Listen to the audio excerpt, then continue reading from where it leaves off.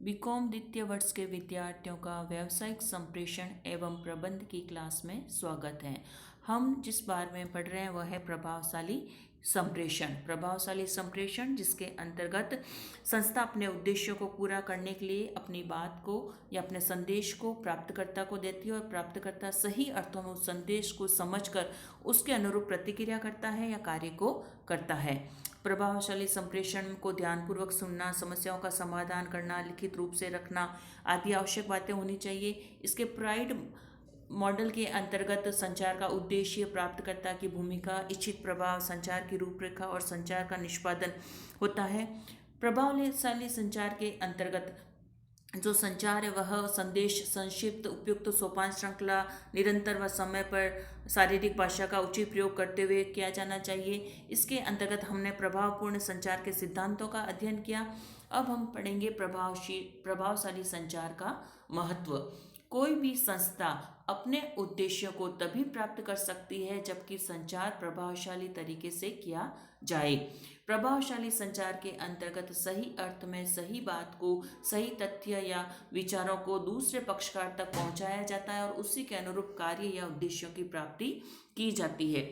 संचार प्रबंध के लिए आवश्यक है। Communication is essential for management. यदि प्रबंध के अंतर्गत प्रभावशाली संचार नहीं होगा तो जो प्रबंधक के कार्य है, योजना बनाना, नीति निर्धारित करना, संगठन का प्रभावी व्यवस्था करना, विभिन्न कार्यों में समन्वय करना, यह संचार के माध्यम से ही किए जाते हैं।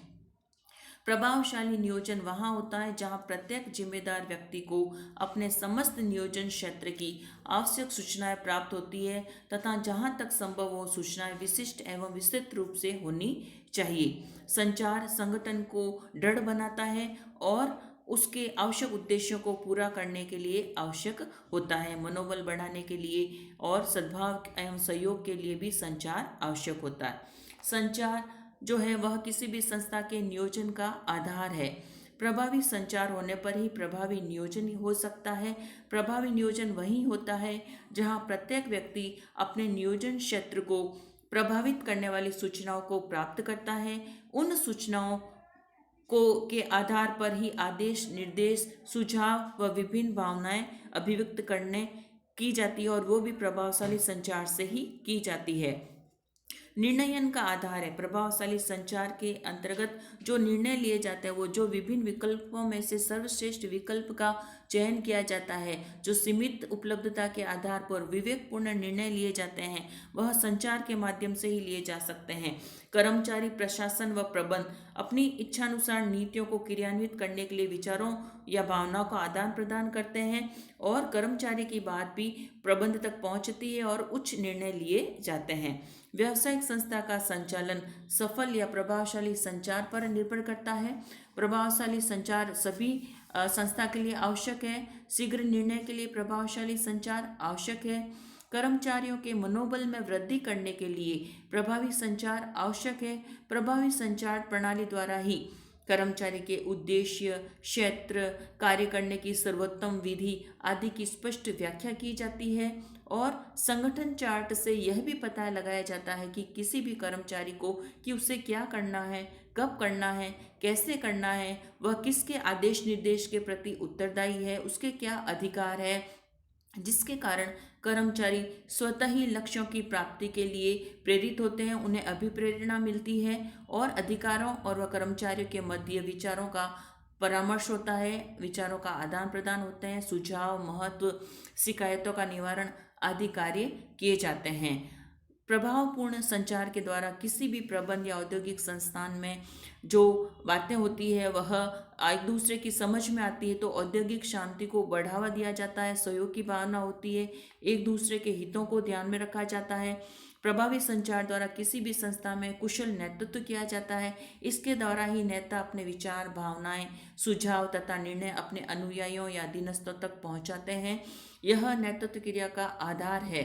संचार के द्वारा ही नेता और अनुयायी दोनों अपने अनुभवों और समस्याओं को एक दूसरे तक पहुंचाते हैं। प्रभावशाली संचार द्वारा ही न्यूनतम स्तर पर अधिकतम उत्पादन होता है। हड़ताल या तालाबंदी जैसी जो बातें हैं वो नहीं होती है। श्रम सहभागिता होती है, लाभों में सहभागिता होती है। इसमें जनतांत्रिक भावना को भी प्रोत्साहित किया जाता है, कर्मचारियों को प्रोत्साहित किया जाता है। अच्छे कर्मचारी प्रबंध के संबंध बनते हैं और कर्मचारी के जो संस्था है वह कर्मचारियों के हितों को भी ध्यान में देती है। उनके मध्य स्पष्ट व उपयुक्त निर्देश आदेश व सूचनाएं दी जाती है, जिससे आपसी संबंधों में सौहार्द होता है, भ्रम व शंका का समाधान होता है। कर्मचारी प्रभावपूर्ण संदेश की जो प्रक्रिया है, इसके अंतर्गत संदेश को ध्यानपूर्वक सुनना, फिर उसको समझना और समझ कर लिखना, पढ़ना, बोलना, सुनना, ये सब प्रभावी श्रवण के अंतर्गत आता है। प्रभावी श्रवण को प्रभावी बनाने के लिए आवश्यक है कि प्रभावी श्रवण के अंतर्गत जो संदेश दिया गया है वह उस संदेश को पहले सुने या प्राप्त करें, फिर उसकी डिकोडिंग या संदेश वाचन करें, यानी उसमें से महत्वपूर्ण बातों को निकाला जाए, फिर उसमें उसकी कॉम्प्रेसिंग या उसका मूल्यांकन या इवैल्यूएशन किया जाए कि कौन सी बात उसके लिए महत्वपूर्ण है, रिमरेंसिंग याद किया जाए और फिर रेस्पॉन्डिंग या प्रतिक्रिया या रिएक्शन दी जाती है। तभी प्रभावशाली संचार पूरा होता है। अर्थात संदेश को सुनना, संदेश को समझना, डिकोडिंग करना, उसका मूल्यांकन करना और उस पर प्रतिक्रिया देना ही प्रभावी संप्रेषण कहलाता है। प्रभावी संप्रेषण के अंतर्गत श्रवण प्रक्रिया सरल तरीके से होनी चाहिए। श्रवण जो होता है वह प्रभावपूर्ण मौखिक श्रवण भी होता है, लिखित श्रवण भी होता है। लिखित श्रवण के अंतर्गत पुस्तकें, रिपोर्ट, डायरिया, हैंडबुक, पैम्फलेट आदि का प्रयोग किया जाता है। वीडियो द्वारा भी श्रवण प्रक्रिया की जाती है, ऑडियो द्वारा भी श्रवण प्रक्रिया की जाती है। श्रवण प्रक्रिया के लिए आवश्यक है कि ध्यानपूर्वक संदेश को सुना जाए, समस्या का विश्लेषण किया जाए और उसके बाद उसका मूल्यांकन किया जाए और प्रतिक्रिया दी जाए। जो श्रवण है वह प्रभावशाली जो श्रवण है उसके अंतर्गत कई बाधाएं आती है, उन बाधाओं को दूर किया जाना चाहिए। इसके अंतर्गत जो बाधा हैं उसमें सबसे पहले ये है कि शोर। जहाँ प्रेषक अपनी बात कह रहे हैं वहाँ पर यदि शोरगुल होगा तो प्रभावी संप्रेषण नहीं होगा। दुर्बल श्रवण शक्ति, जो प्राप्तकर्ता या रिसीवर है उसकी जो श्रवण शक्ति वह यदि दुर्बल है तो प्रभावी संप्रेषण नहीं होगा।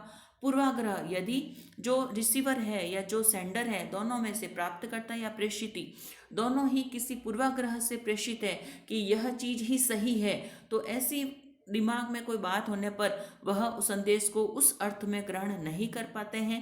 समान विचारधारा होनी चाहिए। जो संदेश देने वाला है उसकी विचारधारा अलग है और जो संदेश प्राप्त करने वाला है उसकी विचारधारा अलग है, तो भी संदेश अपने प्रभावी संप्रेषण नहीं होगा। जो सांस्कृतिक विविधताएं हैं, विभिन्न जो वर्ग हैं उनके अलग अलग भाषा होती है, अलग अलग उनके रीति रिवाज होते हैं, अलग अलग उनका कस्टम होता है, तो ऐसी दशा में भी जो उनकी मानसिक स्थिति होती है उसी के अनुरूप वह संदेश को ग्रहण करते हैं। तो इस प्रकार की भी सामाजिक और सांस्कृतिक विविधताएं या बाधाएं भी प्रभावी संप्रेषण में आती है। तेज गति से संचार प्रेषित करना, जब जो प्रेषिती है वह तीव्र गति से संचार को तेज बोल बोल के बताएगा और जो रिसीवर है या जो प्राप्त करता है वह उस संदेश को ग्रहण नहीं कर पा रहा है, तो भी संदेश या प्रभावपूर्ण जो संचार है वो उसमें बाधा आएगी। तो